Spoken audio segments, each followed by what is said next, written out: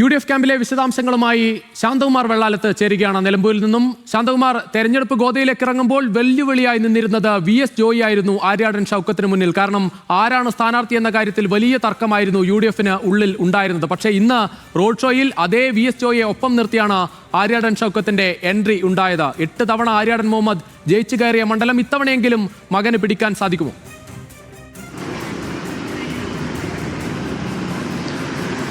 തീർച്ചയായും വലിയ ആവേശം തന്നെയായിരുന്നു യു ഡി എഫ് ക്യാമ്പിൽ എല്ലാം ഇന്നുണ്ടായിരുന്നത്. നമുക്കറിയാം, നിലമ്പൂർ നിയമസഭാ ഉപതെരഞ്ഞെടുപ്പ്, നിലമ്പൂർ അസംബ്ലി മണ്ഡലത്തിലെ ഒരു നിയമസഭാ ഉപതെരഞ്ഞെടുപ്പ് നടക്കുമെന്ന് ഉറപ്പായപ്പോൾ തന്നെ 2 പേരുകളാണ് സജീവ ചർച്ചയിലുണ്ടായിരുന്നത് UDFൽ. അതൊന്ന് VS ജോയിയുടെയും മറ്റൊന്ന് ആര്യാടൻ ഷൗക്കത്തിൻ്റെതുമായിരുന്നു. അത് അവസാന നിമിഷം വരെയുള്ള സസ്പെൻസിൽ തന്നെയായിരുന്നു ഒരു സ്ഥാനാർത്ഥി പ്രഖ്യാപനത്തിലേക്ക് എത്തുകയും ചെയ്തത്. പിന്നീട് അത് ആര്യാടൻ ഷൗക്കത്ത് എന്നുള്ള KPC ജനറൽ സെക്രട്ടറി ആ സ്ഥാനാർത്ഥിത്വം AICC തന്നെ പ്രഖ്യാപിക്കുകയുമുണ്ടായി. പക്ഷേ AICC സ്ഥാനാർത്ഥിയെ പ്രഖ്യാപിച്ച ദിവസം തന്നെ നമ്മൾ കണ്ടത് നിലമ്പൂരിൽ PV അൻവർ സ്ഥാനാർത്ഥിക്ക് ഷൗക്കത്തിനെതിരെ രംഗത്ത് വന്നതായിരുന്നു. അതായിരുന്നു തുടർന്നുള്ള ചർച്ചകളെല്ലാം.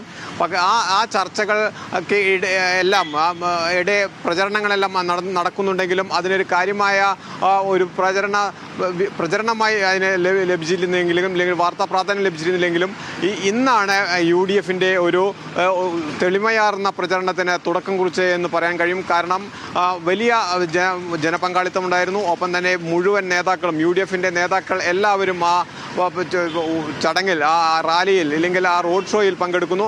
അങ്ങനെ വിശദമായുള്ള ഒരു വലിയ പ്രചരണ പ്രവർത്തനത്തിന് തന്നെയായിരുന്നു ഇന്ന് UDFൻ്റെ ക്യാമ്പിൽ നിന്നും ആ തെരഞ്ഞെടുപ്പ് നിലമ്പൂർ എന്നുള്ള ആ ഉപതെരഞ്ഞെടുപ്പിൻ്റെ അതിൻ്റെ പ്രചരണ പ്രവർത്തനങ്ങളിലേക്ക് എത്തുകയും ചെയ്തിട്ടുള്ളത്. അതുതന്നെ UDFൻ്റെ ഒപ്പം തന്നെ മുസ്ലിം ലീഗിൻ്റെ പ്രാധാന്യം, മുസ്ലിം ലീഗ് നേതാക്കൾ അങ്ങനെ എല്ലാവരും ഉണ്ടായിരുന്നു ആ പ്രചരണ പ്രവർത്തനങ്ങൾക്ക് അല്ലെങ്കിൽ നാമനിർദ്ദേശ പത്രിക സമർപ്പണ ചടങ്ങിൽ എല്ലാം.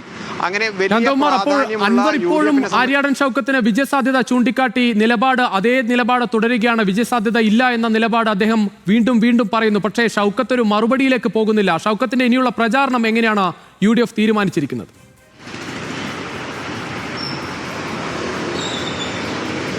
UDF ഒറ്റക്കെട്ടായി ആ പ്രവർത്തനമായി മുന്നോട്ട് പോകാൻ തന്നെയാണ്. കാരണം അവർ ഈ നിലമ്പൂർ PV അൻവർ രാജിവെച്ചതിന് ശേഷം ഉപതെരഞ്ഞെടുപ്പ് ഉണ്ടാകുമെന്ന് ഉറപ്പായതോടുകൂടി തന്നെ വോട്ടർമാരെ ചേർക്കുന്നത് ഉൾപ്പെടെയുള്ള പ്രാഥമിക പ്രചരണ പ്രവർത്തനങ്ങൾ, പ്രാഥമിക സംഘടനാ പ്രവർത്തനങ്ങൾക്ക് എല്ലാം നേതൃത്വം നൽകാൻ UDFന് കഴിഞ്ഞിരുന്നു. അത് മുസ്ലിം ലീഗിനും കോൺഗ്രസിനും കഴിഞ്ഞിരുന്നു.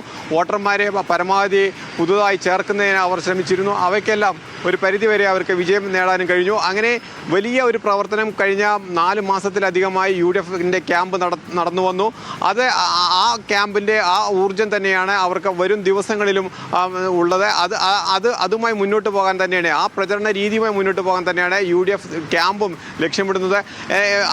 ഒപ്പം അവർക്ക് ഭീഷണിയാവുന്നത് അല്ലെങ്കിൽ പ്രതിസന്ധി സൃഷ്ടിക്കുന്നത് ഇടയ്ക്കിടെ ഉണ്ടാകുന്ന PV അൻവറിൻ്റെ വിവിധ തരത്തിലുള്ള പ്രസ്താവനകൾ. അത് ഇപ്പോൾ നേരത്തെ മുഖ്യമന്ത്രി പിണറായി വിജയനായിരുന്നുവെങ്കിൽ ഇപ്പോൾ അത് പ്രതിപക്ഷ നേതാവിനെതിരെ ഉയർന്നിരിക്കുന്നു. പ്രതിപക്ഷ നേതാവിനെതിരെ ഉയർന്നിരിക്കുന്ന ഇത്തരം പ്രതികരണങ്ങളും അല്ലെങ്കിൽ അത്തരം ആരോപണങ്ങളുമെല്ലാം വലിയ തോതിൽ ചർച്ച ചെയ്യപ്പെടുന്നു. UDF ക്യാമ്പിൽ പലതിലും അവർക്ക് മറുപടി പറയേണ്ടത് ഇത്തരം പ്രതികരണങ്ങൾക്ക് മറുപടി പറയേണ്ട സാഹചര്യം ഉണ്ടാകുന്നു.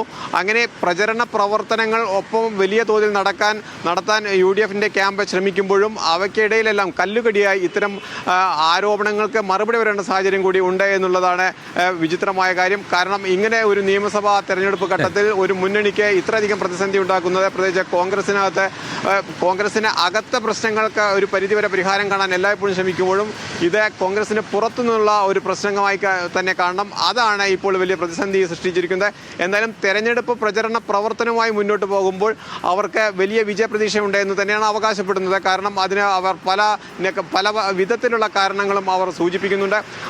അത്തരത്തിൽ വലിയ പ്രതീക്ഷയോടുകൂടി മലയോര മേഖലയിലെ പ്രശ്നം, നഗരത്തിലെ നിലമ്പൂർ മണ്ഡലത്തിലെ വികസന പ്രശ്നങ്ങൾ ഇവയെല്ലാം ചൂണ്ടിക്കാണിക്കാൻ കഴിയും. ഒപ്പം തന്നെ സംസ്ഥാന സർക്കാരിൻ്റെ മുഖ്യമന്ത്രിയുടെ എല്ലാം നിലപാടുകൾ, വികസനമില്ലായ്മ, അത്തരം കാര്യങ്ങളെല്ലാം മണ്ഡലത്തിൽ കാര്യമായി അവർ പ്രചരണത്തിന് ഉപയോഗിക്കുമെന്ന് തന്നെയാണ് അവരുടെ പ്രചരണ രീതിയിലും ഉൾപ്പെടുത്തിയിരിക്കുന്നത്.